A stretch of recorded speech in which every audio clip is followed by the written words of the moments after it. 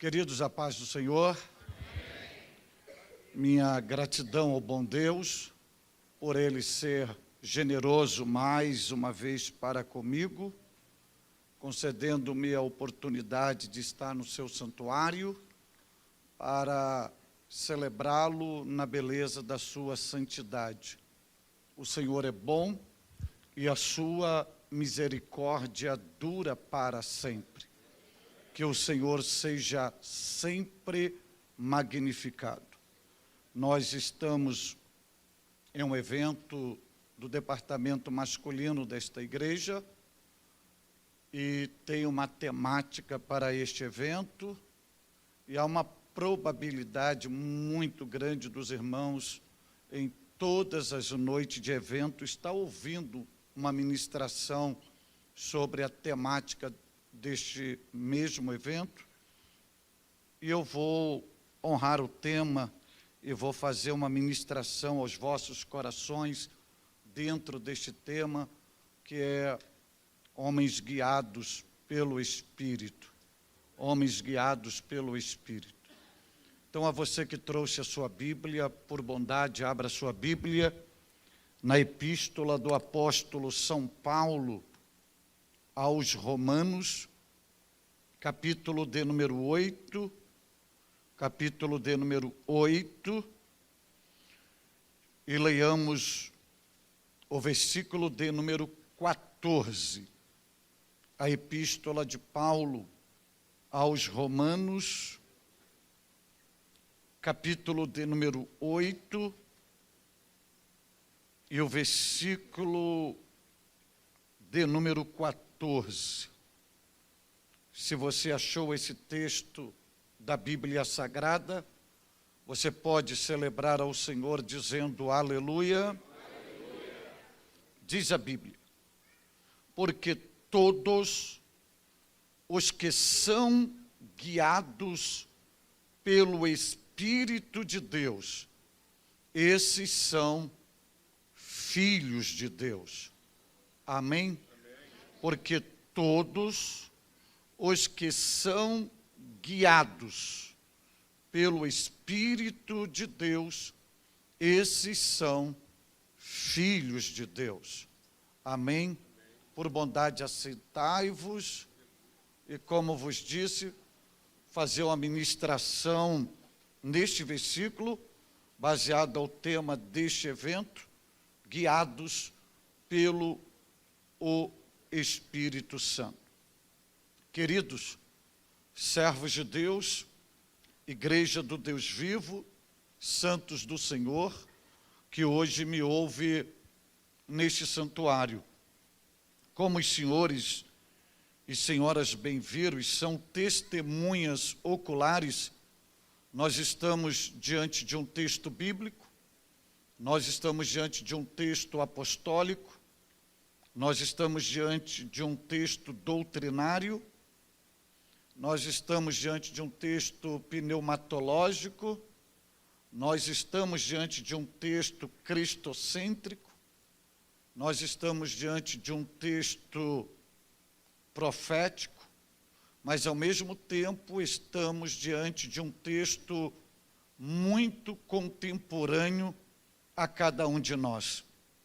Hoje, nós estamos conectados no 8º capítulo e no 14º versículo da Epístola do Apóstolo São Paulo, geograficamente falando, endereçada à Igreja de Cristo, que está na cidade de Roma. E o capítulo 8, na linguagem paulina, é uma expressão de riquezas divinas, extraordinárias, espetaculares, impactantes na história da fé cristã.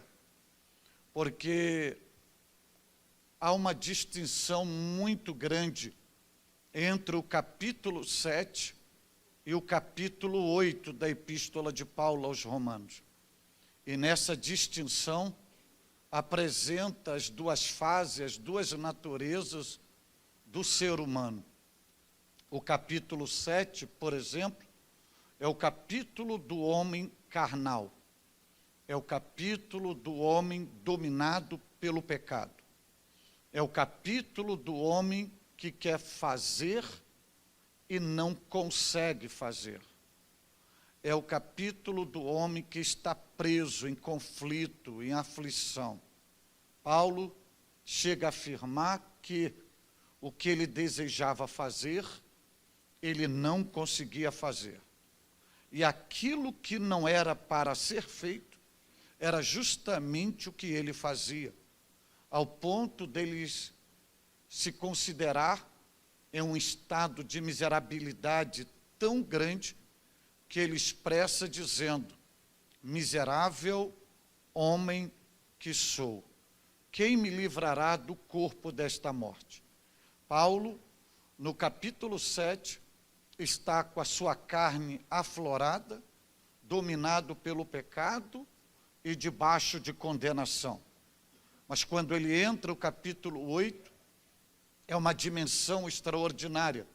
O capítulo 8 é o capítulo do homem espiritual, ou seja, é o capítulo do homem regido pelo Espírito Santo. O capítulo 7, Paulo termina debaixo de condenação, mas no capítulo 8, ele começa proclamando a vitória, o triunfo, dizendo que nenhuma condenação há para os que estão em Cristo Jesus, que não andam segundo a carne. Essa expressão, andar segundo a carne, é andar controlado, ou manipulado, ou subjugado, ou escravizado pela carne, ser refém, não carne no sentido biológico, mas carne no sentido herança adâmica, impulsos pecaminosos que nos inclinam ao ferimento da santidade de Deus e à quebra dos princípios legais, éticos, morais e espirituais estabelecidos pelo Deus dos céus. E Paulo diz: nenhuma condenação há para os que não andam segundo a carne, mas segundo o Espírito. E no capítulo 8, Paulo vai descrever o que é uma vida no Espírito, no sentido de regência da pessoa do bendito Espírito Santo sobre aquela pessoa. E Paulo, ele vai dizer no versículo 9 do capítulo 8, há um divisor de águas muito forte, que Paulo, ele afirma: se vós, porém, estáis na carne, se vós, porém, não estáis na carne, mas no Espírito, se é que o Espírito de Deus habita em vós. Mas se alguém não tem o Espírito de Deus, esse tal não é dele. Paulo não tem meio termo. Paulo é enfático dizer que uma pessoa só é de Jesus se ela tem a presença do Espírito Santo na vida. Ter a presença do Espírito Santo na vida, na linguagem paulina, significa que a velha natureza foi mortificada. Não há espaço para nenhuma inclinação ou impulso carnal ou prática pecaminosa, porque este ser, esse indivíduo, esta pessoa, ela está sendo habitação do Espírito Santo. Logo, sendo habitação do Espírito Santo, ela é dirigida pelo Espírito Santo. Paulo, ele vai falar isso várias vezes no capítulo 8, ao ponto de Paulo dizer: se o Espírito daquele que ressuscitou Jesus Cristo dentre os mortos habita em vós, esse Espírito também vivificará os vossos corpos mortais. E quando chega no versículo 14, Paulo abre um leque, que a gente lê este versículo, mas a gente tem dificuldade de entender o que Paulo quer nos ensinar, onde ele quer nos levar. É que Paulo diz assim: porque todos os que são guiados pelo Espírito de Deus, esses são filhos de Deus. Primeiro, que o Espírito Santo não guia qualquer um.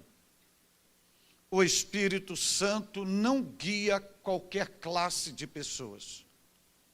Para ser guiado pelo Espírito Santo, tem que passar por um processo que a Bíblia chama de regeneração, que a Bíblia também vai chamar de ressurreição espiritual, que a Bíblia vai chamar de novo nascimento.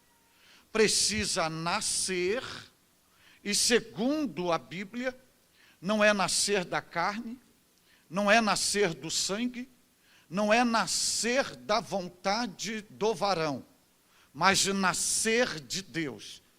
E este ato de concepção espiritual é via o poder eficaz da palavra de Deus e o lavar regenerador do Espírito Santo. Então essa pessoa nasce, e quando ela nasce, aí sim, o Espírito Santo, doado por Jesus, tem o papel, a função de guiá-la na face da terra. Haja vista que Paulo diz que a garantia de ser filho de Deus não é dizer que é filho de Deus. A garantia de ser filho de Deus é ser guiado pelo Espírito de Deus. Logo, quem não é guiado pelo Espírito de Deus, não é filho de Deus. E o que Paulo está dizendo aqui é muito mais sério do que a gente imagina. Porque Paulo está falando de um controle. Paulo está falando de um direcionamento. Paulo está falando de um cuidado. Agora, para você ser guiado por alguém, haja vista que você tem que se submeter à direção dela. Então, se você não quiser e não se submeter, logo você não será guiado. Também não será filho, porque a garantia de ser filho é ser guiado. Só que aqui tem uma riqueza fenomenal nesta linguagem paulina, porque ele usa todas as palavras pluralizadas.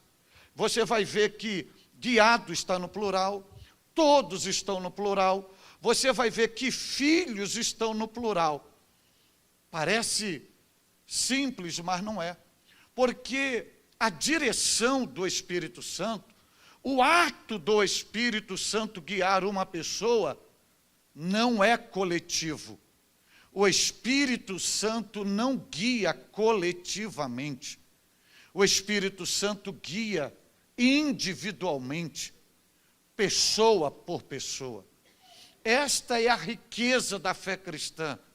E quando Paulo diz isto, Paulo diz assim: porque todos que são guiados, esses que são guiados, você percebe que aqui não há uma obrigatoriedade. Aqui você percebe que há uma participação mútua, uma participação vertical e uma participação horizontal. Ou seja, aqui é uma participação divina e há uma participação humana, porque o Espírito Santo, ele não te obriga a te guiar. Ele te guia no momento em que você se rende ao controle dele, ao governo dele, à direção dele. Aí você me diz, então por que ele não obriga? Por algumas razões. Nem Jesus obrigou ninguém a segui-lo. Todo o convite de Jesus para segui-lo é baseado numa condicionalidade. Se alguém quiser vir após mim, é se você quiser. Você não é obrigado. Mas no momento em que você aceita, existem regras, existem princípios. Então, primeiro, você tem que negar a si mesmo e tem uma cruz para cada dia você carregar. Jesus colocou isso. E, ao mesmo tempo, é o Espírito Santo. Porque nós não somos máquinas. Nós não somos robôs. Nós somos seres humanos, regidos pelo um livre-arbítrio. Temos o poder de decisão, o desejo e vontade própria. E se a gente falar, não quero ser dirigido por ti ou guiado por ti, ele não vai nos obrigar. Ele vai guiar quem se render a ele, quem aceitar ter a direção dele. Só que, a lei da física diz que toda ação produz uma reação. Na Bíblia, é a lei da semeadura, também chamada a lei da recompensa, e há um versículo que a gente utiliza muito, que lança isso para a eternidade, mas não é para a eternidade somente, já é para os nossos dias, que é uma palavra de Paulo aos Gálatas que diz: não erreis, porque Deus não se deixa escarnecer, e aquilo que o homem semear, ele ceifará. Quem semeia na carne colhe morte e corrupção.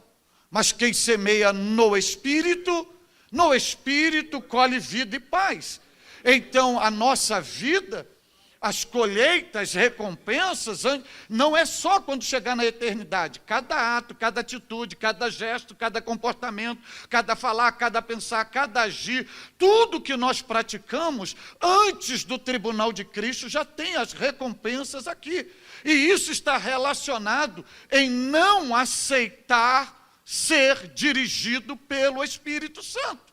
Então, por isso que Paulo diz, porque todos os que são guiados pelo Espírito de Deus, esses são filhos de Deus. E a gente, da comunidade pentecostal, eu me incluo nisso, a gente enfatiza muitos dons, mas não enfatiza o relacionamento. E o que Paulo está falando aqui é relacionamento. É relacionamento, porque tem muitos que profetizam, que abre os céus, faz fogo cair do céu, mas que não são guiados pelo Espírito Santo. E vou lhe mostrar o que Paulo está falando em ser guiados pelo Espírito Santo. Haja vista que na originalidade neotestamentária, esse verbo guiar que Paulo está utilizando, água, significa, num conceito bem simplório, guiar, conduzir. Mas e não é só guiar e conduzir. Tem um significado mais abrangente, que significa conduzir, segurando com as mãos, levando deste modo ao destino final. Sabe o que significa isto? Significa que o Espírito Santo não é uma emoção, não é um ar, não é um oxigênio, não é uma figura, não é uma lenda. E o Espírito Santo é uma pessoa. E Jesus, quando se referiu a ele como Consolador, que disse que o enviaria, Jesus disse, não é só para glorificar o meu nome, mas ele, o Consolador, será enviado para vos guiar em toda a verdade. Então, ele é uma pessoa enviada por Jesus. Sabe o que é no sentido guiar? É ele estender a mão, ao mesmo tempo nós estendemos a nossa, ele segura a nossa mão e passa a nos guiar, segurando em suas mãos, nos levando até o destino final. Essa é a expressão que Paulo está utilizando. Para você entender isso aqui na prática, vou trazer aqui a sua memória, sua primeira vez indo à escola, quando tua mãe e o teu pai saiu de casa contigo, segurando nas suas mãos, chegou na beira da estrada, segurando nas suas mãos, olhando de um lado para o outro, atravessou contigo, levou você dentro da escola, conheceu tua professora e te colocou lá dentro. Para você entender isso, ser guiado pelo Espírito Santo é Ele pegar a nossa mão e nos conduzir. Numa linguagem bem prática, é de andar de mãos dadas com o Espírito Santo. E você precisa entender que o grande propósito do Espírito Santo é te conduzir ao seu destino, gerando em você um estilo de vida diferente e superior. Só que nós, pentecostais, me permita, temos dificuldades de entender isso, porque nós achamos que o Espírito Santo é para um culto de 2 horas, nós achamos que o Espírito Santo é igual a tecla de computador Enter, que a gente dá Enter naquele momento e aparece tudo, mas o Espírito Santo não foi enviado para isto, o Espírito Santo foi enviado para fazer parte da nossa vida diária, não é para um momento, é para toda a vida nossa. Então, à luz da Bíblia, a gente está segurando, não é nós estar segurando na mão de Deus. Porque até um corinho que se contava equivocadamente, segura na mão de Deus. Toda tentativa de nós segurarmos na mão de Deus, haverá deslize, haverá escape. Quem segura é Ele. E a luz de Paulo está usando o verbo guiar, é Ele estender a mão e segurar na nossa mão, como um pai segura a mão de um filho e vai nos guiar.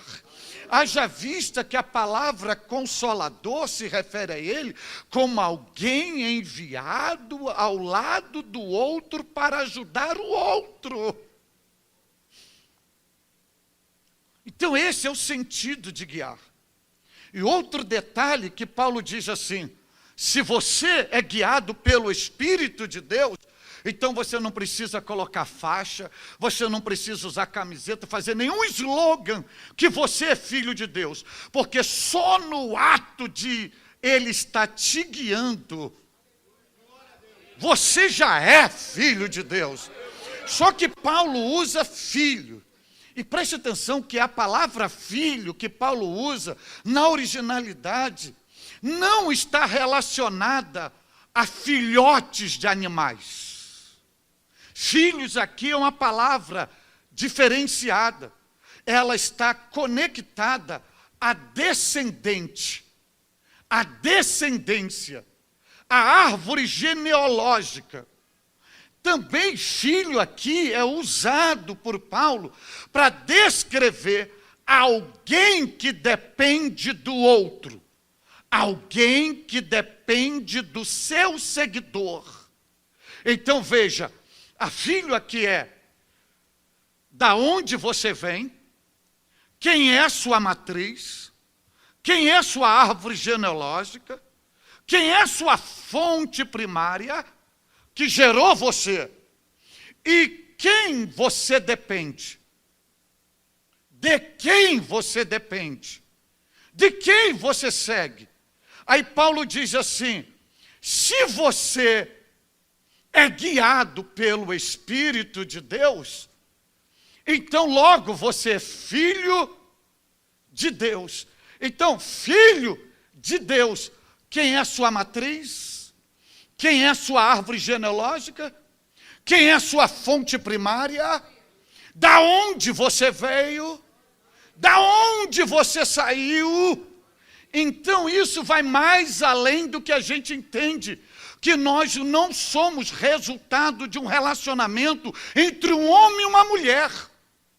Nós somos antes disso. Há uma fonte primária, há uma árvore divina, Por isso que a Bíblia diz que nós fomos nascidos de Deus.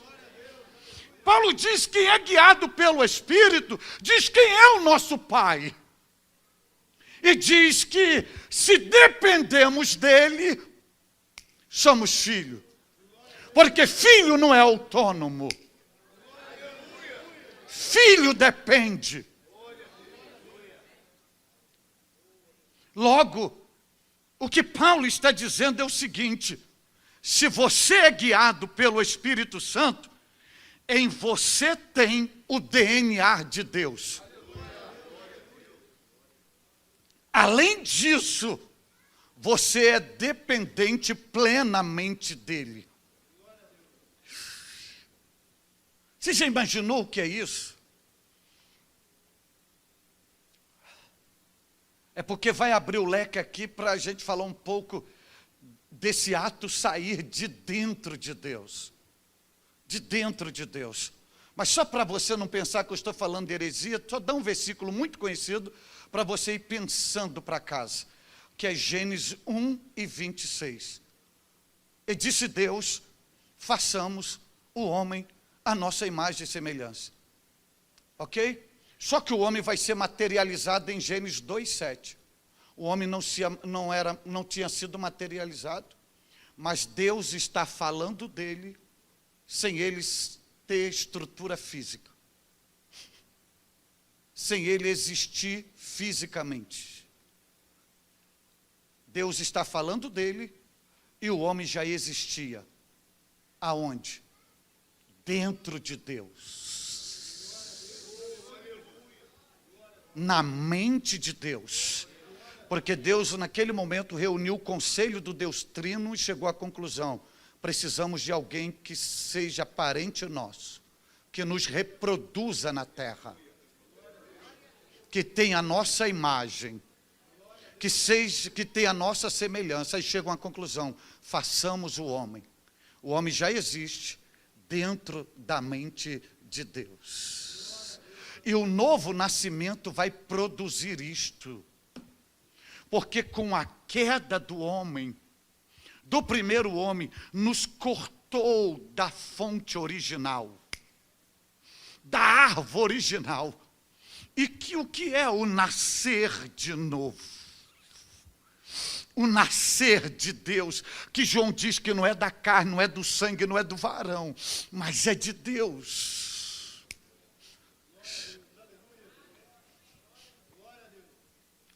E quando você olha para esse versículo, porque todos que são guiados pelo Espírito de Deus, esses são filhos de Deus, você pelo menos vê 4 riquezas aqui. Primeiro, você vê direção, porque é a função do Espírito Santo, nos dá direção. Quem é guiado pelo Espírito não cai no abismo e nem no laço do passarinheiro, porque o Espírito dá direção. Outro detalhe, guiado pelo Espírito, ele segurando a nossa mão, tem aqui sustentação ou ajuda, porque ele conhece os nossos limites e até aonde vai as nossas forças. E quando perdemos todas as forças, ele está seguro e diz: aqui você não cai, eu te sustento, você não cai. Também aqui tem fortalecimento. É quando surge o abatimento, o desânimo e o sentimento de desistência, quando dizemos, não aguentamos mais. Ele diz: quem disse que você vai recuar? Eu estou aqui para te guiar. Eu te fortaleço. E aqui também está a renovação. É quando a gente vai se conformando com a zona do conforto. E você vai ver aqui que esse guiar do Espírito não é inerte. O Espírito não nos... Você vai ver que o verbo guiar é um verbo de ação. O Espírito está guiando, mas está em movimento. Quando nós nos conformamos com a zona de conforto, ele sai fora. Vem cá, ele nos arranca, vamos seguir, vamos dar mais um passo. Aí ele nos renova para uma nova dimensão, para uma nova experiência. Mas nesse ato de guiar o esqui, eu preciso colocar algo muito sério, muito importante, que a gente precisa entender. que faz o Espírito Santo ser liberado pelo Pai, liberado pelo Filho, para nos guiar. O que é ser guiado pelo Espírito Santo? O que é ser guiado pelo Espírito Santo?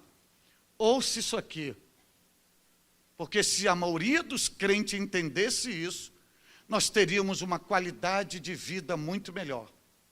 O Espírito Santo nos guia a um processo de transformação diária, com o objetivo de esculpir em nós a imagem de Jesus, revestir no nosso interior e exterior com a imagem de Jesus, fazendo que sejamos a reprodução de Cristo na terra.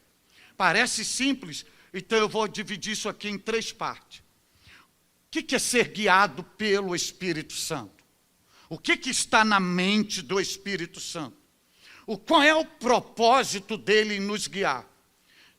É nos levar a um processo de transformação diária.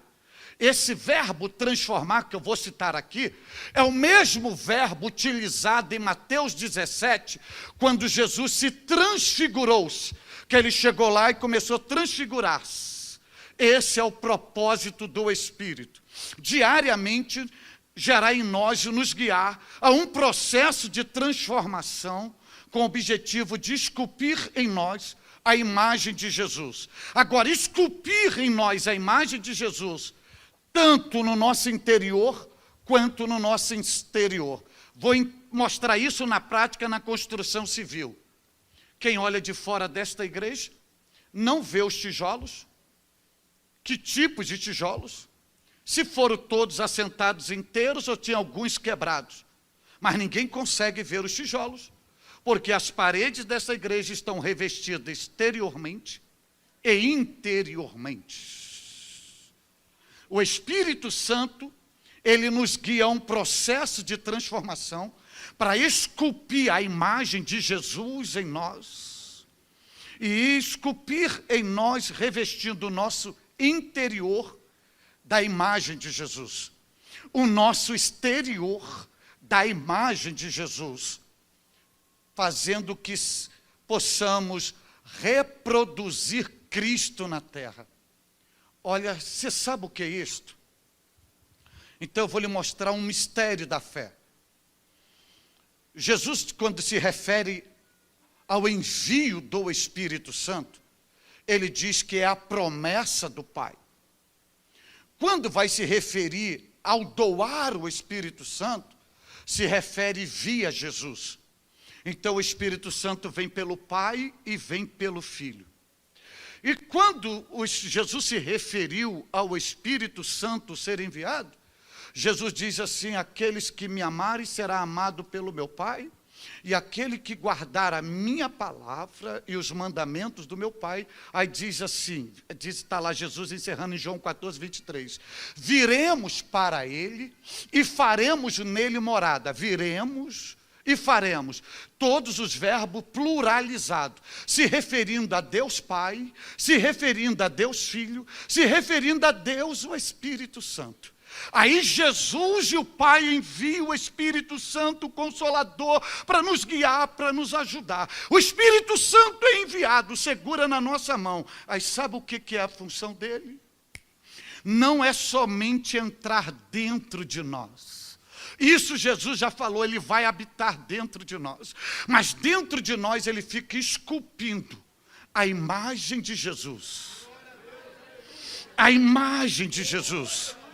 Esculpindo no nosso interior a imagem de Jesus, para que a cada dia nos leve a um processo de transformação, para que a gente deixe de ser parecido com o mundo e nos torne cada dia mais parecido com Jesus, parecido com a imagem de Jesus.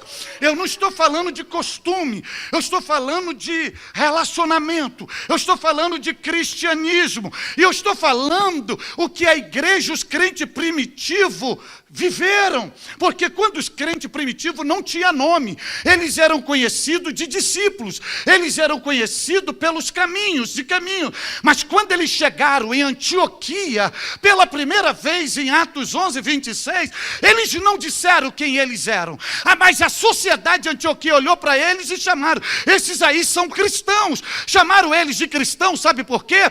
Porque olharam para eles e viram que não havia nenhuma diferença neles em Jesus. Eles refletiam tanto Jesus que eles foram chamados de cristãos. Cristãos, no conceito bem simplório da palavra, é pequenos cristos. Aquele que reproduz Cristo. E o Espírito Santo, ele nos guia, nos levando a um processo diário para esculpir a imagem de Jesus em nós. E só para você entender, Paulo vai dizer isso em 2 Coríntios 3,18, quando Paulo diz assim: mas todos nós, com o rosto descoberto, refletindo como um espelho a glória do Senhor. Olha o que Paulo diz: somos transformados. Esse verbo transformar é o mesmo que está lá conectado em Mateus 17, da transfiguração de Jesus. Paulo diz, somos transformados de glória em glória na mesma imagem. Na mesma imagem, como pelo Espírito do Senhor.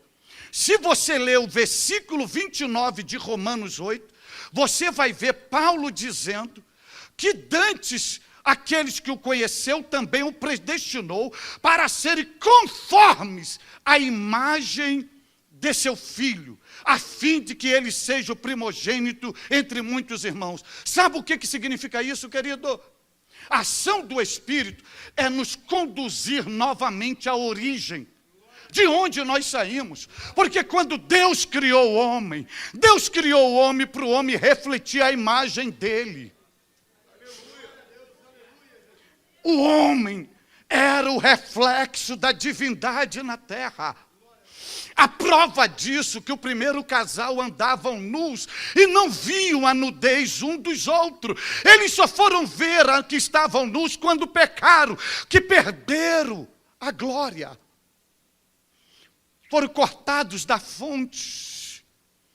E com a obra da graça, o Espírito Santo foi enviado para nos guiar, para esculpir a imagem de Jesus, para chegarmos a um ponto de não precisarmos dizer, sou crente, não precisamos, sou de tal lugar, de tal igreja, não precisamos, porque Ele vai esculpir tanto a imagem de Cristo em nós, que vai chegar um momento que é o propósito dele de reproduzirmos Cristo na terra.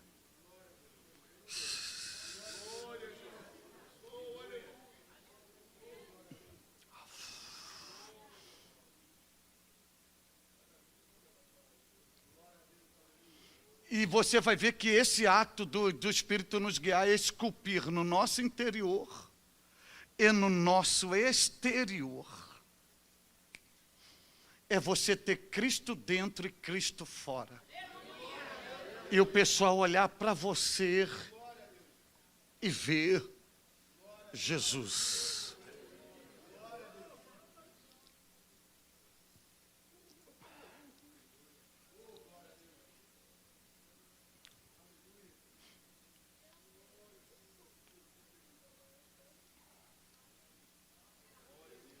Então vejam quanto nós estamos distanciados do propósito original de Deus.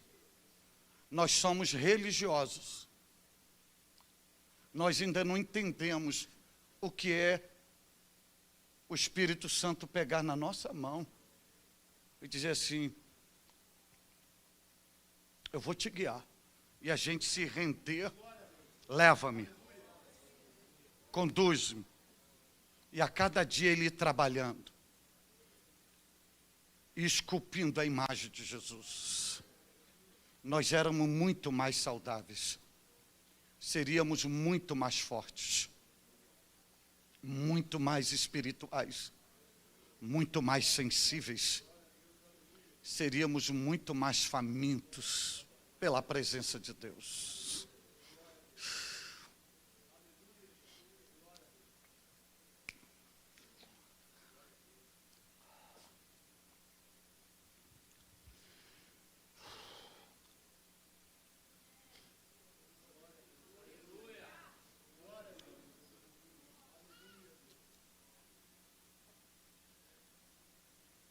Para resumir aqui,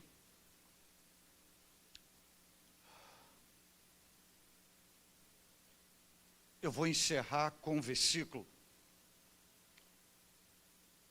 que retrata esse ato de ser conduzido pelo Espírito, mas ele vai lhe confrontar agora.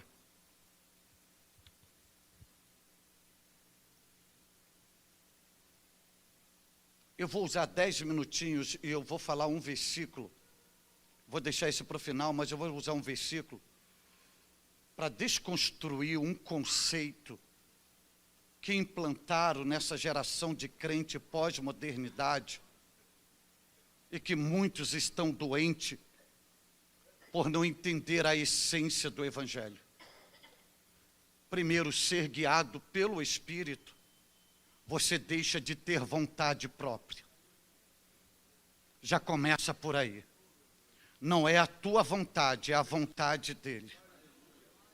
Ser guiado pelo Espírito significa dizer que ele tem autoridade plena para guiar a vida dos filhos de Deus.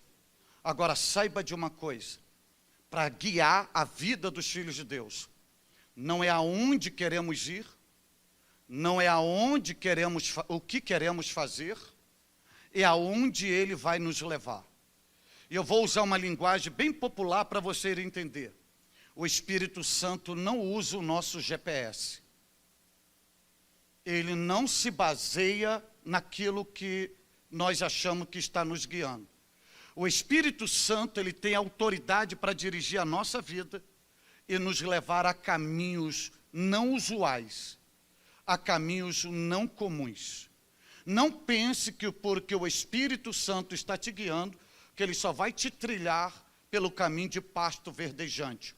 Não vai. Ele vai te trilhar em caminho que você nunca pensou de pisar. E ele vai te levar.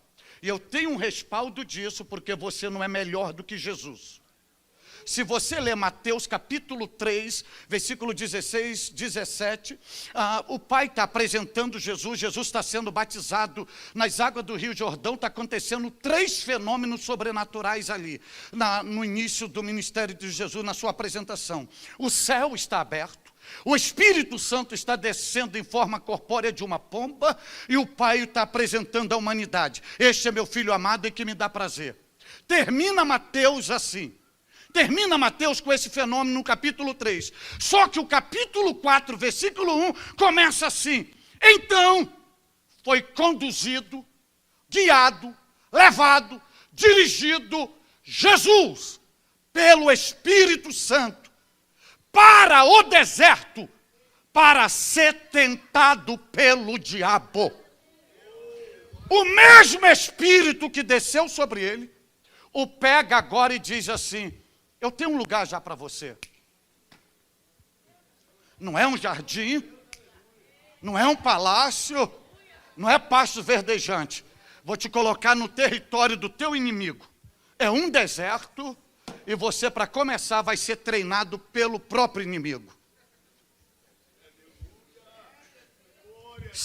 Preste atenção, sabe o que significa o verbo conduzir em Mateus 4:1? O verbo levar em Mateus 4:1, você sabe o que significa isso? É um verbo diferente. Esse verbo anago significa conduzir, guiar, trazer para um lugar mais alto.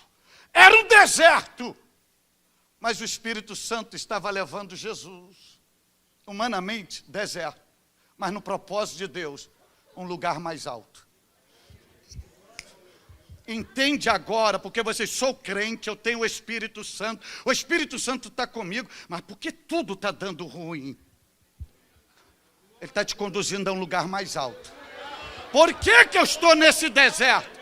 Por que o ímpio festeja enquanto eu estou chorando? Por que que o ímpio dorme enquanto eu estou dormindo, acordado com insônia? Por que que eu estou desempregado e o ímpio está trabalhando? Por que que acontece isso comigo? Sou crente, tenho o Espírito Santo. Querido, é um deserto. Só que você tem que ter um detalhe, é aí que você tem que ter um detalhe. O Espírito Santo não é igual a homem.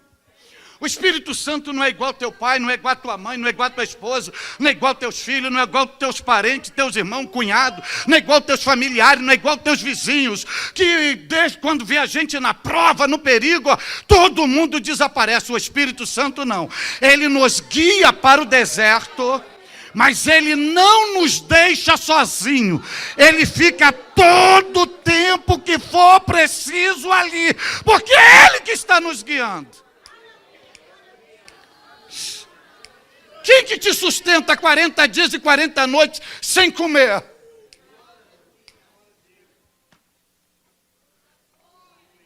Só que tem um detalhe que você precisa entender, que está na Bíblia, e ele foi lá para ser tentado pelo diabo. Sabe o que significa esse verbo tentar na originalidade?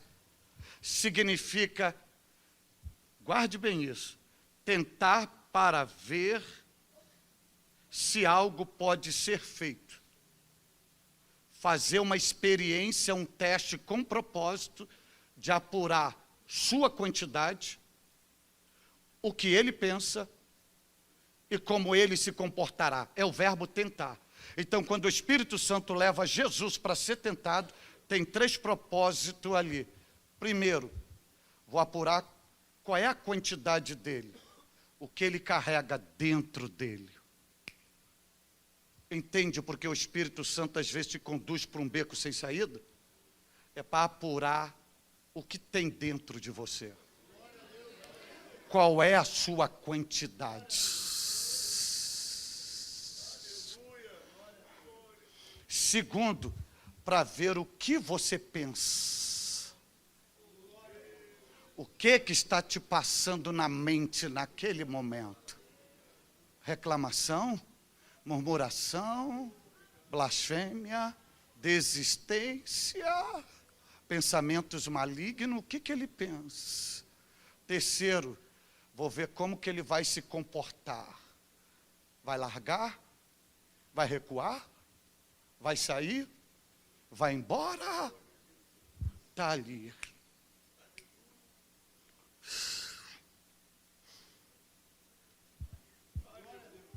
Qual é a tua quantidade? O que você pensa? E como você está se comportando? E tem outro significado. Testar a fé de alguém, a virtude e o caráter pela incitação do pecado. Ou seja, eu ofereço tudo para ver qual é o nível do caráter, qual é o nível da fé, qual é o nível da virtude. Logo, não há desculpa para o pecado. Porque só é um teste para medir o nível do teu caráter. E se tu peca, significa que teu caráter está corrompido.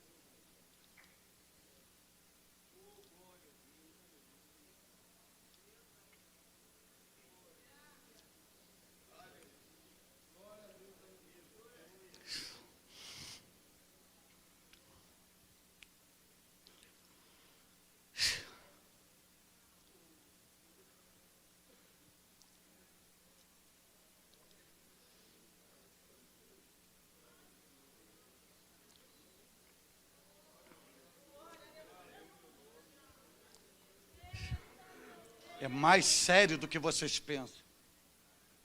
Você veja a diferença da gente estar falando do Espírito Santo? Se eu falasse aqui, tem anjo, tem bola de fogo, tem chuva de fogo, seria outra reação. Mas quando a gente fala de relacionamento, intimidade, ser guiado, formatação de caráter, vida, qualidade, é outra reação. Tudo para nós isso é novidade, mas isso não é novidade. Isso é o que Jesus estabeleceu para nós. Isso deveria ser a nossa realidade diária. É amanhecer o dia e dizer bom dia, Espírito Santo. É sair de casa e dizer, Espírito Santo, eu tenho um projeto de ir ali. É teu projeto, é da tua vontade. Me leva, eu vou, eu não vou. Esse é o relacionamento, isso é ser guiado pelo Espírito Santo. Esse negócio de crente, eu me mando, eu faço o que eu quero. Ninguém manda na minha família. Então você não precisa de pastor, não precisa de igreja, não precisa de Deus, não precisa de nada, porque o verdadeiro cristão não se manda. Verdadeiro cristão não se manda. Verdadeiro cristão não tem vontade própria. Verdadeiro cristão é mandado, é dirigido, é guiado, é orientado, é conduzido, é levado. Ele é levado, ele é conduzido. Isso é ser cristão. Isso é ser cristão.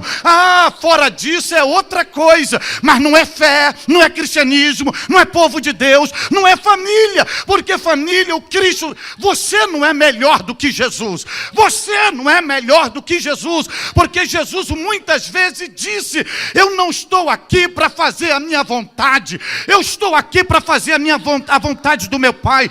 Jesus muitas vezes disse, eu não tenho vontade própria, a minha vontade, a minha comida, a minha bebida é fazer a vontade do meu Pai. E você sabe de uma coisa? Você sabe por que Jesus curou? Você sabe por que Jesus libertou? Você sabe por que Jesus expulsou demônio? Fez leprosificação, fez maravilha e sinais. Ele não fez usando o seu nome, ele não fez usando sua autoridade. Perguntaram a ele, com que poder você expulsa demônios?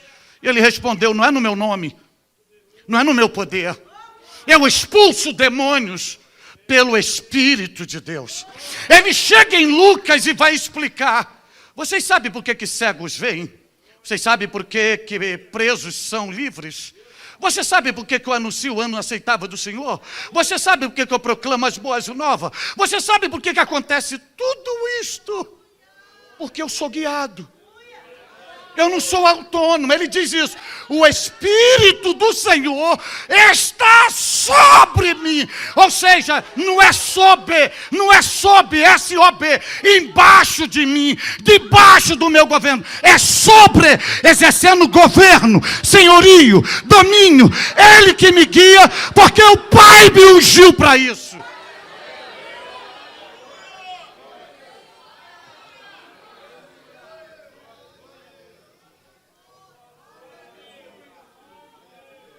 Fora disso, irmãos, é rebelião, é outro grupo, é outro partido, é outra bandeira, mas não é cristianismo.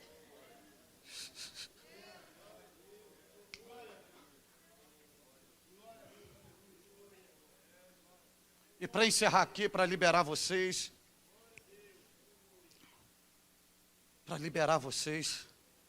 eu vou encerrar com um versículo muito familiarizado pela comunidade pentecostal, mas pouco também entendido. O Espírito Santo, ao guiar o Filho de Deus, ele proporciona uma experiência profunda e extraordinária de ser cheio e de continuar sendo cheio diariamente na plenitude do Espírito Santo, onde ele mesmo é a própria fonte de enchimento. Ou seja, há uma transferência da unção, do poder, da plenitude do Espírito Santo nos próprios crentes, que é Efésios 5:18, que está escrito numa linguagem paulina. Não vos embriagueis com vinho em que há contenda, mas enchei-vos do Espírito. Não é enchei-vos não é é do. Há uma diferença muito grande de no para do. Paulo diz, enchei-vos do Espírito. Para a gente entender isso na prática. Primeiro que isso aqui não é um pedido, isso aqui é uma ordem, não é uma sugestão, é uma determinação, não é uma opção, é uma obrigação. Enchei-vos, enchei-vos.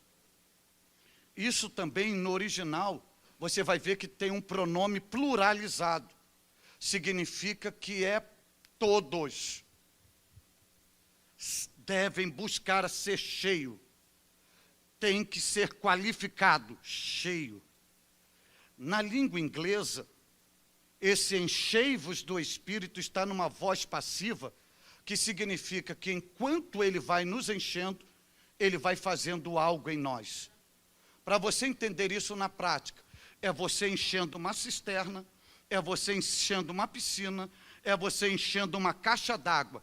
Quando você derrama a água ali com toda a força, todo tipo de impureza vai saindo e vai sendo dominado. Ao mesmo tempo que vai enchendo, vai limpando. Ao mesmo tempo que você vai sendo cheio do Espírito, ele vai trabalhando em você. Não é só uma busca, me dá, me dá, me dá. É um trabalho de via de mão dupla. Ele vai te enchendo e vai te trabalhando em você. Aleluia! E quando diz enchei-vos, não é uma experiência esporádica de um culto, de um final de semana, mas é um enchimento permanente, contínuo, até Cristo voltar. Só para você entender isso, eu vou encerrar com este versículo. Enchei-vos do Espírito. Do Espírito. Ok? Não é no Espírito. Porque no significa em parceria, em auxílio, junto com Ele. Mas Ele é a procedência. Ele é a fonte. Agora diz assim, querido, enchei-vos do Espírito. Se você olhar na Bíblia, a palavra Espírito está em letra maiúscula.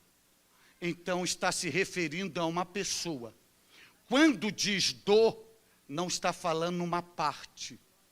Não está falando de uma porção. Está falando da totalidade dele.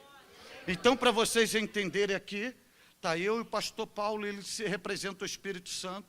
Então, com se encher dele, é o todo Paulo dentro de mim. Não é uma parte do pastor Paulo, não é um braço do pastor Paulo, é a plenitude dele dentro. É isso que Paulo está dizendo, enchei-vos do Espírito. É todo ser do Espírito Santo dentro de você. De você.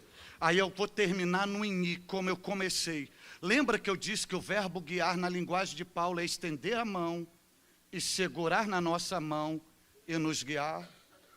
Ele não é glorioso, ele não é santo, ele não é poderoso, ele não é o Espírito Santo.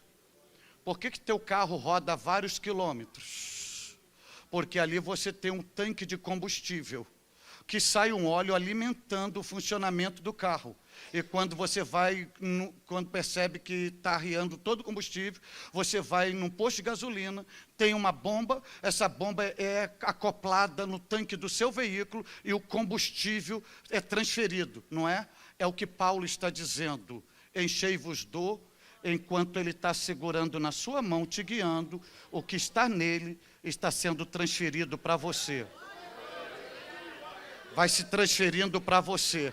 Então você não precisa de um congresso, de um final de semana. Se você anda nele, com ele, o amor dele é transferido para você. A graça dele é transferida em você. A bênção dele é transferida em você. A alegria dele é transferida em você. O poder dele é transferido em você. E quando você perceber, ele está dentro de você, e você olha, ele está ao teu lado, ele está te guiando, e você vai seguindo, que é o propósito dele, te levar até o seu destino final. E qual é o seu destino final? Você aqui não é forasteiro, você aqui é peregrino, aqui você está de passagem, e o próprio Paulo vai dizer que a nossa pátria está nos céus, de onde aguardamos o Salvador, e ele foi enviado para cuidar de você, te guiar, te abastecer e te levar ao teu destino final. Então não entristeça o Espírito Santo, não entristeça o Espírito Santo, porque ele não vai te matar, ele vai fazer pior do que te matar, ele vai te largar, vai te abandonar e vai deixar você andando sozinho. Agora, se você quer chegar ao seu destino final, se renda e aceite ser guiado por ele, que ele te guiará.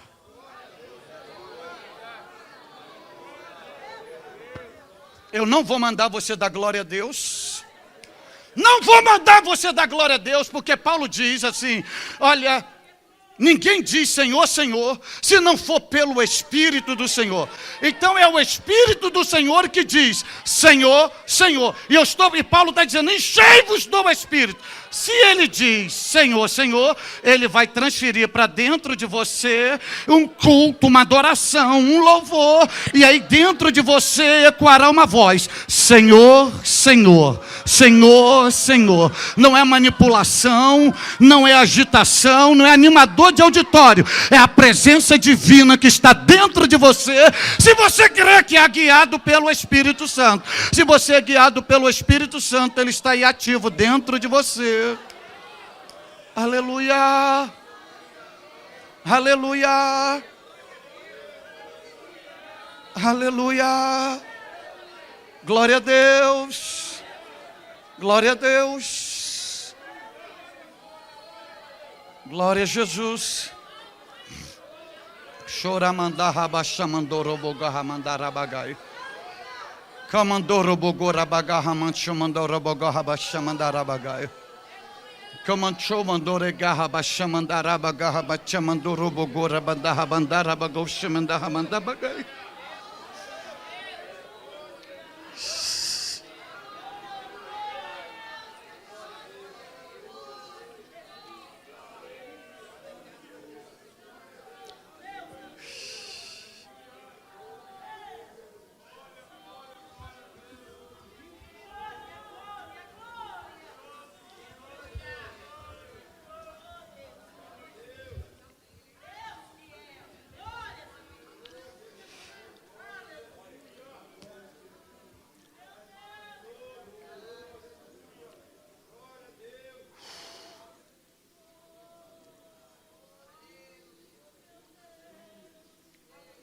Eu estou mais ou menos a 1h05 ministrando a vocês. E eu estou falando de uma pessoa, de um amigo, de um companheiro, de um ser bem íntimo. Eu estou falando dele. Então olhe para mim aqui, por favor. Se ele realmente é vivo. Se ele habita entre nós e dentro de nós. Se ele habita nesta casa. Se ele está usando meus lábios, e a palavra dele na minha boca é a verdade, em alguns segundos, ele dará um sinal da sua gloriosa presença neste lugar. Eu repito, se Deus é vivo, se Ele é vivo, se Ele habita nesta casa, habita dentro de nós, está em nós, se Ele está usando meus lábios e a palavra dele na minha boca é a verdade, em alguns segundos Ele dará um sinal visível da sua gloriosa presença neste lugar. Não tenha medo dele. Choramandorabagahamaxamandarabagai. Camandorobogorabagahamaxamandarabagai. Camanchobandorobogorabagahabaxamandarabagai.